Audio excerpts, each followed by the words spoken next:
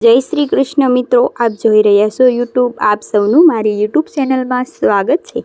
મિત્રો, આજે આ વિડીયોમાં આપણે સાંભળવાના છે પ્રભુ દર્શન નરસિંહ અવતારની કથા। ભગવાન વિષ્ણુનો ચોથો અવતાર નરસિંહ અવતારની કથા સાંભળીશું। ભગવાન વિષ્ણુનો ચોથો અવતાર એટલે કે નરસિંહ અવતાર। ભગવાન નરસિંહ પરાક્રમી અને શક્તિ દેવ માનવામાં આવે છે। સતયુગમાં ભગવાન વિષ્ણુએ ભક્ત પ્રહલાદજીની રક્ષા કરવા માટે નરસિંહ સ્વરૂપમાં અવતાર લીધો હતો અને કોળાની કથા અનુસાર ઋષિ કશ્યપ અને આદિતિ બંને જોડાયા બાળક જન્મ્યા હતા। તેમનું નામ હતું હિરણ્યકશ્યપ અને હિરણ્યકશ્યપ હતા। બંને જન્મથી જ રાક્ષસ કુળ ધરાવતા હતા। રાક્ષસ ગુણ ધરાવતા હિરણ્યકશ્યપે જ્યારે ધરતીને સમુદ્રમાં સંતાળી દીધી હતી ત્યારે ભગવાન વિષ્ણુએ ધરતીને બચાવવા માટે વરાહ અવતાર ધારણ કરીને હિરણ્યકશ્યપને મારી નાખ્યો હતો। આ પછી હિરણ્યકશ્યપ બાઈને મૃત્યુ દુઃખી થયું અને ગુસ્સે થઈને ભગવાન વિષ્ણુની સાથે બદલો લેવાનું નક્કી કર્યું અને ભગવાન વિષ્ણુએ પોતાનો દુશ્મન બનાવવા માટે માનવામાં લાગ્યો। આથી તેને આખરી તપસ્યા કરી અને પરમ પિતા બ્રહ્માને પ્રસન્ન કરીને આકરું વરદાન માંગ્યું કે ના મને મનુષ્ય, દેવતા, ના પક્ષી, ના પશુ, આ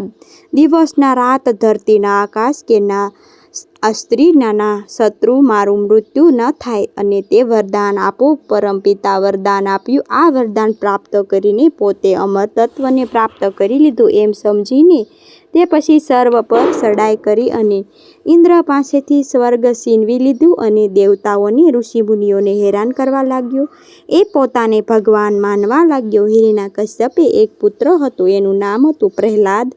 તેને હિરણ્યકશ્યપ દીકરાને પ્રહલાદને આમ કરવાથી રોકવા માટે અનેક પ્રયાસ કર્યા। ક્યારેય પર્વત પરથી ફેંક્યો, ક્યારેક નાગલોકમાંથી ફેંક્યો તો ક્યારેય સમુદ્રમાં પણ ફેંક્યો, પણ દર વખતે ભગવાન વિષ્ણુ એની રક્ષા કરતા હતા। એકવાર તો હોળિકા સાથે હોળીમાં પણ બેસાડ્યો ત્યારે ભગવાને એની રક્ષા માટે પ્રહલાદને બોલાવીને પૂછ્યું કે તારો ભગવાન વિષ્ણુ? ત્યારે પરમ ભક્ત પ્રહલાદે કહ્યું, ભગવાન વિષ્ણુ દરેક કણકણમાં અને દરેક ક્ષણમાં છે। ત્યારે તે હિરણ્યકશ્યપે બોલાવ્યો, તો શું આ થાંભલામાં તારા ભગવાન છે? ત્યારે પ્રહલાદે કહ્યું, હા।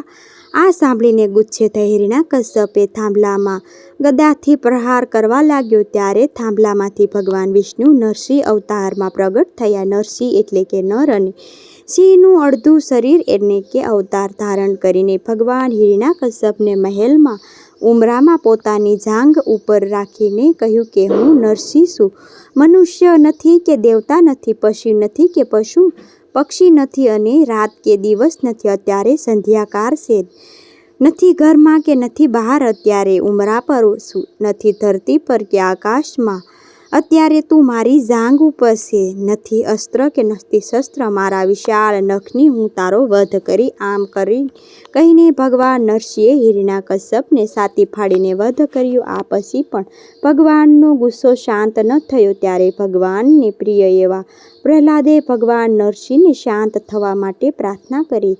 ત્યારે ભગવાનનો ક્રોધ શાંત થયો, માનવમાં આવ્યો અને ભગવાન વિષ્ણુના અવતાર તે ખૂબ જ ક્રોધી માનવામાં આવે છે। નરસિંહ અવતારની ભગવાન વિષ્ણુને કોટી કોટી વંદન। બોલો શ્રી નરસિંહ ભગવાનની જય, લક્ષ્મીપતિ નારાયણની જય। મિત્રો, તમે અમારો વિડીયો ગમ્યો હોય તો લાઈક કરજો, શેર કરજો, કમેન્ટ કરજો। આપ સૌને મારા જય શ્રી કૃષ્ણ।